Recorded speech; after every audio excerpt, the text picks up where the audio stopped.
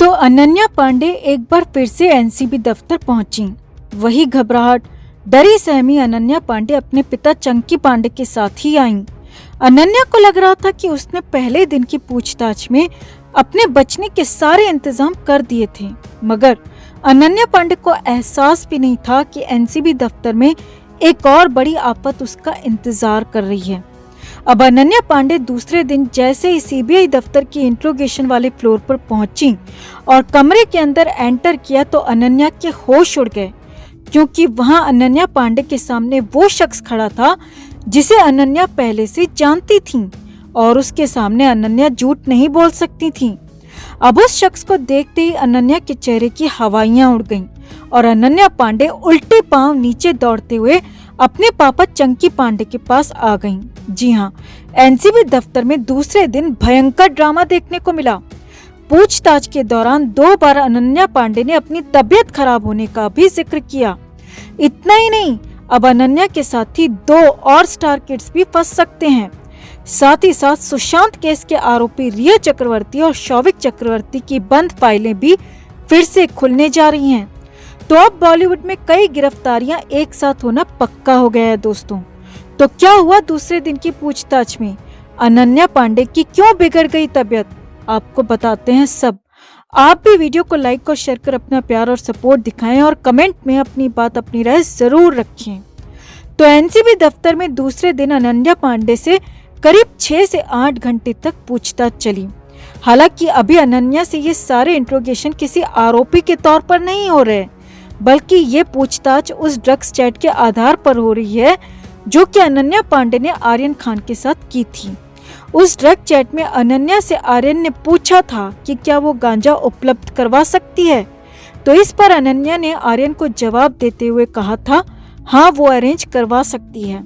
इतना ही नहीं, उसी व्हाट्सएप चैट में अनन्या ने आर्यन को 2-3 ड्रग पेडलर्स के नंबर भी दिए हैं और कहा है कि इनके पास हर तरह का माल मिल जाएगा।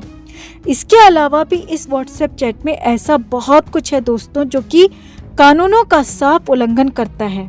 अब इसी चैट को लेकर अनन्या की परेड एनसीबी दफ्तर में चल रही है। अब पहले दिन अनन्या ने चैट को लेकर एनसीबी के सामने सफाई दी थी कि वो तो आर्यन खान से मजाक कर रही थी, क्योंकि आर्यन उनके बचपन के दोस्त हैं और वो साथ में पढ़ाई भी करते थे और साथ में पार्टी भी करते थे और इसी लिहाज से वो आर्यन से सिर्फ मजाक कर रही थी। अनन्या ने एनसीबी के सामने ये भी कहा था कि ना तो उन्होंने कभी ड्रग खरीदी है और ना ही कभी ड्रग का इस्तेमाल किया है। जी हाँ, अनन्या ने पहले दिन अपने आप को पूरी तरह पाक साफ बताया था। अब अनन्या को लग रहा था कि वो शायद इसे मजाक बताकर एनसीबी से छुटकारा पा लेंगी, मगर एनसीबी तो 2 कदम आगे चलती है दोस्तों। इसीलिए दूसरे दिन की पूछताछ में अनन्या के पहुंचने से पहले ही एनसीबी ने उस ड्रग पेडलर को दफ्तर में बिठा रखा था जिसके जरिए आर्यन ने ड्रग खरीदी थी।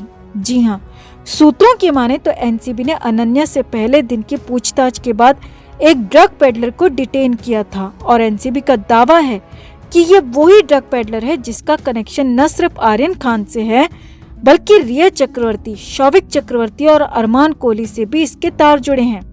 अब उसी ड्रग पेडलर को आंखों के सामने देखकर अनन्या के होश उड़ गए। अब बोलने के लिए अनन्या के पास झूठ भी नहीं बचा था, क्योंकि ड्रग पेडलर पहले से ही एनसीबी को सब कुछ बता चुका था। अब अनन्या पांडे ने दूसरे दिन की पूछताछ में इसमें सिर्फ हाँ और ना में जवाब दिया। जो अनन्या पहले दिन की पूछताछ में एनसीबी को बहुत ही यूज्ड टू तरीके से ले रही थी, उस अनन्या को समझ में आ गया कि वो बुरी तरह फंस चुकी है। सामने आया है कि एनसीबी अधिकारियों ने अनन्या से रूम में आते ही पूछा कि क्या आप इस शख्स को जानती हैं? अब सूत्रों की माने तो अनन्या ने पहले कहा कि वो नहीं जानती। फिर एनसीबी अधिकारियों ने कहा मगर ये शख्स आपको जानता है। अब अनन्या को समझ में आ गया था कि वो फंस चुकी हैं, तो अनन्या ने बात को पलटते हुए कहा उन्हें ठीक से याद नहीं है, वो कंफ्यूज्ड हैं। अब सामने आया है कि इसके बाद तो एनसीबी ने अनन्या पांडे पर एक एक कर कई सवालों की बौछार कर दी, जिस वजह से अनन्या पांडे इतनी घबरा गईं कि अनन्या ने खुद के अस्वस्थ होने की बात भी कही। अनन्या ने कहा कि वो ठीक महसूस नहीं कर रही हैं, उन्हें लो बीपी लग रहा है, जिस पर एनसीबी ने अनन्या को कुछ देर का ब्रेक दिया और चाय कॉफी के लिए भी पूछा। फिर फिर तीसरे राउंड की पूछताछ में अनन्या से पूछा गया कि चैट में जिन ड्रग्स की बात हो रही है उसका सप्लायर कौन है, क्या आपने किसी ड्रग पेडलर से डायरेक्ट संपर्क किया है, कहीं ये शख्स जो आपके सामने बैठा है आप चैट में उसी की बात तो नहीं कर रही। अब सामने आया कि इस सवाल के बाद अनन्या बुरी तरह घबरा गई और अनन्या ने एक बार फिर से खुद को कंफ्यूज्ड बताया और कहा कि वो नहीं जानते कि ये शख्स कौन है, उन्हें कुछ भी याद नहीं है। और अनन्या एक बार फिर से अपनी तबीयत सही नहीं होने की बात कहती नजर आई। हालांकि एनसीबी टीम अच्छी तरह जानती है कि पूछताछ में कैसी तबीयत खराब होती है, इसीलिए एक बार फिर से अनन्या को 10 मिनट का ब्रेक दिया गया और उसके बाद अनन्या से पूछताछ की गई। अब इसके बाद करीब लगातार 3.5 घंटे बिना रुके एनसीबी टीम ने अनन्या से इंट्रोगेशन की और अनन्या से कई तरह के सवाल किए। अनन्या पांडे के सामने ड्रग पेडलर से भी एनसीबी की टीम ने पूछताछ की। अब इसी पूछताछ में ड्रग पेडलर ने आर्यन के अलावा रिया चक्रवर्ती, शौविक चक्रवर्ती और अरमान कोहली का भी जिक्र किया।